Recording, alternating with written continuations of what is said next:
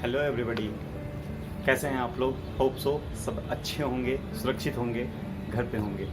दोस्तों आज का वीडियो थोड़ा सा अलग है। आज के वीडियो में मैं आपसे बात करने वाला हूँ पेरेंटिंग के ऊपर। दोस्तों पेरेंटिंग वर्ड जाना पहचाना सा वर्ड है। माँ बाप और बच्चे के बीच के रिश्ते को ही पेरेंटिंग कहते हैं। दोस्तों पुराने ज़माने और आज के ज़माने में ज़मीन आसमान का फर्क है। तब माहौल कुछ अलग था, सिचुएशंस अलग थी। आज माहौल कुछ अलग है, सिचुएशंस अलग है।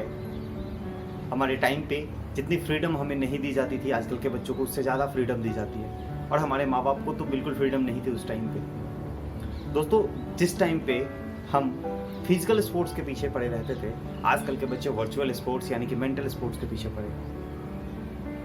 दोस्तों पेरेंट्स बनना इतना आसान काम नहीं होता। आज के डेट में हर इंसान चाहता है अपनी लाइफ को फ्रीडम से जीना। इंसान को आज के डेट में लगता है कि पेरेंट्स बनने के बाद वो अपनी लाइफ को एंजॉय नहीं कर पाएंगे, वो फ्रीडम उनका खो जाएगा। दोस्तों मैं अपना ही एग्जांपल लेता हूँ तो हम जितने भाई बहन थे, हमारे माँ बाप ने हमारी पेरेंटिंग बहुत अच्छे से की। हमें अच्छी एजुकेशन दी, हमें अच्छा सिविलाइजेशन सिखाया, अच्छे संस्कार दिए। आज मैं इस स्टेज पे हूँ कि लर्निंग और अर्निंग के मोड पे हूँ। तो मैं सोचता हूँ कभी कभी कि क्या आने वाले टाइम में जब मेरी शादी हो जाएगी, मेरे बच्चे होंगे, क्या मैं अपने बच्चों को ठीक उसी तरीके से पाल पोस करके एक अच्छा संस्कार दे पाऊंगा जो हमारे माँ बाप ने हमें दिए। मैं ये सोच के भी डर जाता हूँ कि आने वाले टाइम में जब मेरे बच्चे होंगे तो क्या अच्छी पेरेंटिंग मैं दे पाऊंगा। क्योंकि आज के डेट में जो माहौल है, जिस तरीके से पेरेंटिंग सिस्टम को चेंज किया गया है एकदम से, तो चीज़ें डराती हैं लोगों को। आजकल के पेरेंट्स जॉब के चक्कर में, बिजनेस के चक्कर में, अपने आप को ग्रोथ करने के चक्कर में बच्चों से ध्यान बिल्कुल हटा चुके हैं। और आजकल के बच्चे भी मॉडर्नाइजेशन के ज़माने में हैं, जो सोशल मीडिया के इन्फ्लुएंस में इतने आते हैं कि उन्हें कदर ही नहीं है कि उनकी माँ बाप, उनके पेरेंट्स उनके लिए क्या क्या किया है उन लोगों के लिए। दोस्तों आजकल के बच्चों के लिए मैं कुछ बोलना चाहूँगा। आजकल के बच्चे, अक्सर मैं सुनता हूँ बच्चों को, और बहुत ज़्यादा मैं अपने स्टूडेंट्स के मुंह से भी सुनता हूँ और अलग अलग जगह से मुझे सुनने को मिलता है। आजकल के बच्चे अपने माँ बाप को कहते हैं कि आपने मेरे लिए किया ही क्या है। तो मैं उन बच्चों को कहना चाहूँगा, अरे जन्म दिया ये काफ़ी नहीं है। दोस्तों आप जो ये आवाज़ उठाते हैं, आजकल के बच्चे जो ये बोल रहे हैं कि आपने किया ही क्या है, उन बच्चों को मैं एक ही चीज़ कहना चाहता हूँ कि अगर आप ये बोल भी पा रहे हो, ये उनकी ही बदौलत है। तो मेरे दोस्त, रेस्पेक्ट योर पेरेंट्स, अपने पेरेंट्स की रेस्पेक्ट कीजिए। आप कभी नहीं जान पाएंगे उन्होंने किस परिस्थितियों में या किन किन मुश्किलों का सामना करते हुए आपके लालन पोषण किया है। दोस्तों आज मैं आपको कुछ पेरेंटिंग डिफरेंस बताता हूँ वेस्टर्न कल्चर और इंडियन सिविलाइजेशंस में क्या डिफरेंस है पेरेंटिंग को लेकर के। अक्सर हम लोग कहते हैं कि अमेरिका वाले इतने अच्छे से अपने बच्चों का पालन पोषण करते हैं, इस कंट्री के लोग अच्छे से पालन पोषण करते हैं, हमारे इंडिया में फ्रीडम नहीं है। बहुत सारी चीज़ें बातें होती है पेरेंटिंग सिस्टम को लेकर के, बहुत ज़्यादा इशू बनाया जाता है हमारे कंट्री में। तो दोस्तों कुछ डिफरेंसेस मैं आपको बताता हूँ, क्योंकि हमारी सिविलाइजेशन अलग है, हमारा माहौल अलग है, हमारा सिचुएशन अलग है। तो अगर बात करता हूँ यूनिटी के बारे में, यूनिटी हमारे देश में, हमारे यहाँ आज हर इंसान को सिखाया जाता है कि वो यूनाइट रहें। आज मैं उत्तराखंड में हूँ। उत्तराखंड में जब मैं पहाड़ों पे जाता हूँ, जब मैं गांव में जाता हूँ, विलेजेस में जाता हूँ, तो अक्सर मैं देखता हूँ वहाँ लोग ज्वाइंट फैमिली को ज़्यादा इंजॉय करते हैं। लेकिन आज जो वेस्टर्न कल्चर, जो इंडियन सिविलाइजेशन चेंज हो रही है, जो पेरेंटिंग का सिस्टम चेंज हो रहा है, वो न्यूक्लियर फैमिली की तरफ ज़्यादा हमें लेकर के जा रहा है। तो यूनाइट होकर के रहना, क्योंकि एकता में ही बल है, ये हमें बचपन से सिखाया गया। तो यूनाइट होकर के रहना ही हमारी जिम्मेदारी है और हम कोशिश करेंगे कि यूनाइट रहे। तो ये सिखाता है इंडियन सिविलाइजेशन। अगर ये वेस्टर्न सिविलाइजेशन की तरफ जाते हैं, वेस्टर्न पेरेंटिंग सिस्टम की तरफ जाते हैं, तो वहाँ पे सिखाया जाता है न्यूक्लियर रहना। तो दोस्तों ज्वाइंट रहना जो इंडियन सिविलाइजेशन सिखा रही है, इस पर हमें फोकस करना है। यहाँ पे एक डिफरेंस क्रिएट होता है। दूसरा डिफरेंस क्रिएट होता है अपने बच्चों के ऊपर फोकस का। वेस्टर्न सिविलाइजेशन और वेस्टर्न पेरेंटिंग की बात करें तो वहाँ पे क्या होता है, बच्चों को पैशन के पीछे भागने दिया जाता है, जबकि हमारे इंडियन सिविलाइजेशन में बच्चों पे थोड़ा सा फोकस रखा जाता है जब तक वो उनकी सोच समझ विकसित नहीं हो जाती है।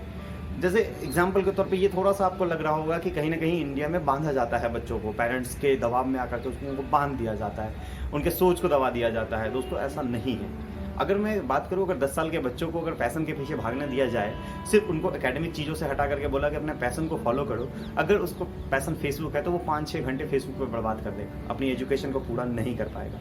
तो दोस्तों यहाँ पे कॉन्ट्राडिक्टरी साबित होता है हमारा इंडियन सिविलाइजेशन का पेरेंटिंग सिस्टम और वेस्टर्न सिविलाइजेशन का पेरेंटिंग सिस्टम। तो इस तरीके से हम यहाँ पे वोट करेंगे इंडियन सिविलाइजेशन के पेरेंटिंग सिस्टम को, क्योंकि बच्चों को अब बेस बनाना बेहद जरूरी होता है और ये काम माँ बाप का ही होता है। तो पेरेंटिंग का ये पैटर्न जो अभी हम लोगों ने अपनाया है, जो वेस्टर्न कल्चर्स की कॉपी कैट करी है हम लोगों ने, इस चीज़ों को थोड़ा सा बदलना है। हमें अपने पौराणिक चीज़ों से सीखनी है, थोड़ी थोड़ी चीज़ें सीखेंगे, हम एक अच्छा पेरेंटिंग सिस्टम जनरेट कर ले जाएंगे। यहाँ पे कुछ बातें मैं अपने पेरेंट्स के बारे में भी बोलना चाहता हूँ कि आपसे आपके बच्चों को बहुत ज़्यादा शिकायतें रहती हैं। हर चीज़ पे उन्हें टोकना रोकना बंद कीजिए। आपका हर डिसीजन एक सर्टेन टाइम आने के बाद उनको खुद के डिसीजन खुद लेने दीजिए। कौन सा स्कूल में जाना है, कौन सा कॉलेज में जाना है, क्या जॉब रहेगी उनकी, क्या वर्क सिटी रखना है उनको, कहाँ रहना है, क्या काम करना है, कुछ डिसीजंस लव लाइफ मैरिज ये उनके ऊपर छोड़ दीजिए। क्योंकि अगर आप उनके हर डिसीजन में इंटरफेरेंस करेंगे तो अपने हर फेलियर का कारण वो आपको खुद मानेंगे। वो आपके ऊपर सारा का सारा जिम्मेदारी डाल देंगे कि वो उनके फेलियर का कारण आप है, क्योंकि डिसीजन आप ले रहे हैं। तो पेरेंट्स से मेरा एक ही कहना है कि आप उनके बैकबोन बनिए, ना कि उनकी बैसाखी। क्योंकि अगर आप उनकी बैसाखी बन जाते हैं तो वो जिंदगी भर कभी चलना नहीं सीख पाएंगे। आप उनकी बैकबोन बनिए, उनके डिसीजंस के पीछे खड़े रहिए। अगर कुछ गलत होता है तो सपोर्ट कीजिए, कुछ अच्छा होता है उन्हें खुद करने दीजिए, वो खुद सीखेंगे। हम दोनों को मिल करके, हमें आपको सबको मिल करके आज इस पेरेंटिंग सिस्टम को थोड़ा सा चेंज करना है, मॉडलाइज करना है इसको। पुराने जो पेरेंटिंग सिस्टम है और आज के पेरेंटिंग सिस्टम को मिक्सअप करना है। मैं ये नहीं कहता कि हाँ पुरानी पेरेंटिंग सिस्टम ही सबसे बेस्ट है या वेस्टर्न या मॉडर्न ही सबसे अच्छी है। दोस्तों दोनों को मिक्स करके एक अच्छा पेरेंटिंग सिस्टम जो हम डेवलप करेंगे, उस पेरेंटिंग सिस्टम से अगर बच्चों का लालन पोषण होता है तो आजकल ये जितने भी चीज़ें डिफरेंसेस क्रिएट हो रही हैं माँ बाप और बच्चों के बीच में, ये चीज़ें ख़त्म हो सकती है।